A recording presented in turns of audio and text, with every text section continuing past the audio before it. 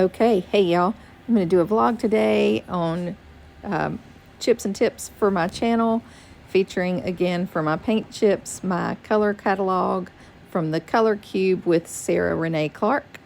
And I'm just going to share a palette with you today that I started with, and then I obviously added some of my own. So this is color palette number 171, and it's got some white smoke color, peach color, copper, dark brown, and magenta. And just loved the color palette and wanted to challenge myself to use 3 colors I'd never used before. And then I added some more of my own. So I added in that blue and a couple of other shades of some of the colors that she suggested, but it got a little wild and I absolutely loved it. What I did is did a challenge, and I'll show you about that in a minute, but I wanted to tell you how to take a picture of your art to get the best color representation where it's true to what you did, and that is just taking it outside, laying it down or taping it up on something. And if it's a little bit cloudy, it's even better because it diffuses the light some. But I just lay things out on my patio and take pictures, so that's a good tip for you. The challenge that I did was I used at least 3 colors that I don't normally use. I used my non-dominant hand to make marks, and I used a composition that I don't normally use. And you can see that here. This is a terrible picture I took the night before. You can tell what a giant difference it makes to take your pictures outside versus taking it in your house. So outside for the win. Okay, and so the other tip is just to do some challenges. You can find painting challenges all over the internet. And then you can mock it up and put it into a larger size so that if you now want to take that 11 by 14 and make it a 30 by 40 canvas, you have a really good idea on which sizes, kind of which areas need to be in which places and things like that. Okay, and so then, because I really like that painting, but I also really like certain areas of it even more than others, I did a zoom in like this and a crop, and I decided the next painting I'm going to do is going to be from that area.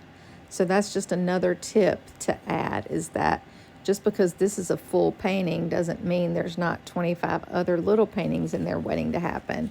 For instance, something like this area might be a good painting. So just look around with your phone, and when you're doing it in your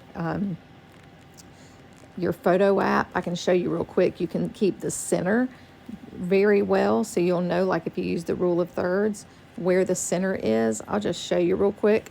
So I took this picture and I cropped it. So you go to your edit and crop, and when you're moving it around like this, you see how the grid lines come up.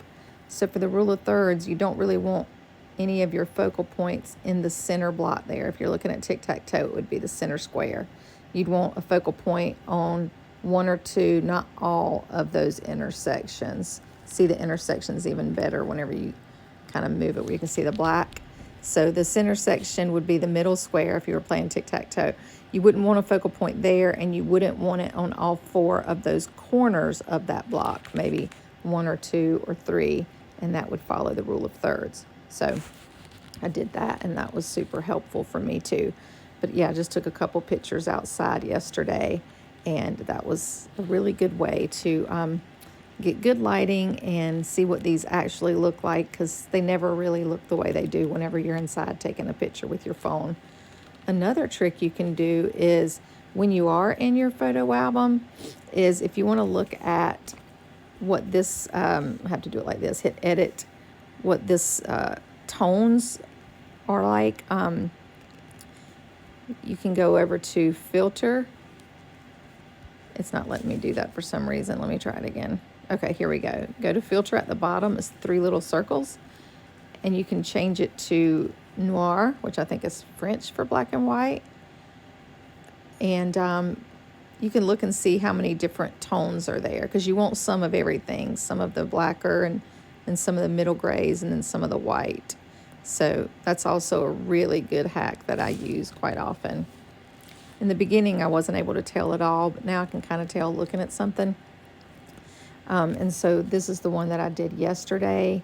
This is not the whole painting. Let's see, let me get the whole painting. Let me me get the whole painting. Hang on. Because that's not it. Okay, this was a terrible picture I took inside, but we'll still do it with this. And look at it in noir like that, and you'll notice that there's some darks, there's some middle tones, and there's some lights. So we're going for all of those things. So that's it for my chips and tips today. I hope everybody has a great day, and if you have any you want to send in, I would be happy to feature you. And like if you don't have paint chips laying around, I did buy the color cube from Sarah Renee Clark, and I can feature a paint chip for you.